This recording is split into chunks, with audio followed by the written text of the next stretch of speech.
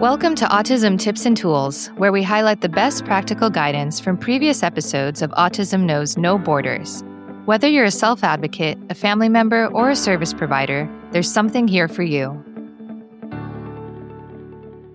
I'm Rachel Harmon, a professional in the field of autism services, outreach, and advocacy, and the following clip is from my conversation with Speech Language Pathologist Lenora Edwards. With over 10 years of experience helping children and adults, Lenora is the Chief Knowledge Officer at Better Speech, a U.S.-based online service provider with 150 speech therapists working with individuals of all ages. Here's Lenora talking about how to encourage families to use alternative augmentative communication with their autistic loved ones.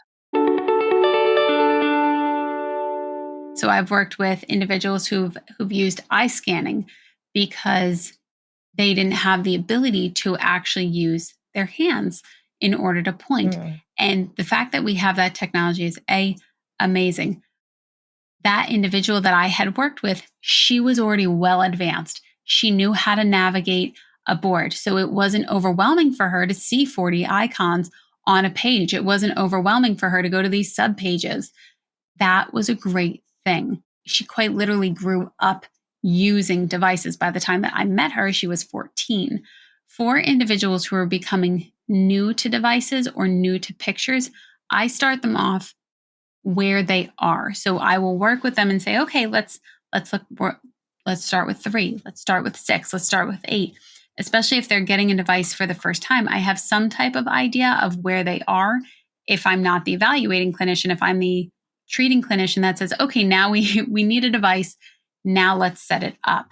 In that case, I like to go with where they are and seeing what's functional, because now they're getting a program. They're getting an electronic, which can be overstimulating to them. Now they're getting pictures that if I show them a picture, cartoon picture of soda or a cartoon picture of a hamburger, do they recognize what it is in their physical environment? I really like the ones where you can take the picture and tailor the icon so that it looks like what they know it as. It's not just a cup, it's their cup. That makes much more cohesive sense for them. It's much more familiar versus if we are using the drawings that are on there, which are truly wonderful, I start them off a little bit lower to make sure they feel comfortable. I want to build success with them before pressuring them and saying, well, what? There's 20 icons. Where are we having difficulty? No, that's on me. I need to anticipate that and say, okay, let's practice. Show me this, show me that. Where's this? Where's that? How are we communicating? And seeing how functional it is in their environment for a week, for 2 weeks, for 3 weeks, for a month, and then keep modifying it and molding it. Because again, their skills using a device, especially for the first time, even if it's a new device and they're familiar with the device, those skills aren't going to come overnight. They're neural pathways that are building, and we have to be respectful of their mind and their choices of how they want to communicate and what is functional for them. Yeah, that makes a lot of sense. All right, Lenora, I'd like to close with one last question.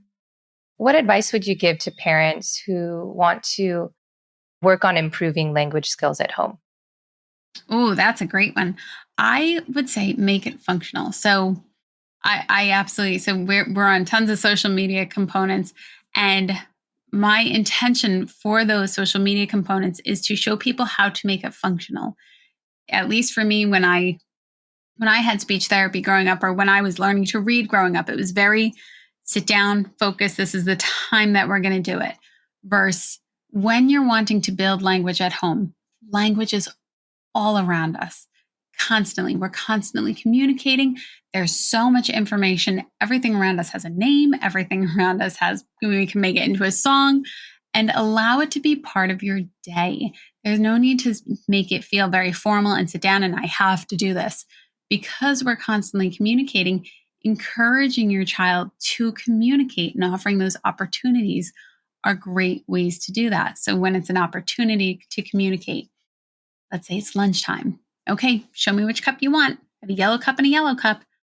They don't know that it's the exact same cup. They're going, I get a choice. I want that one.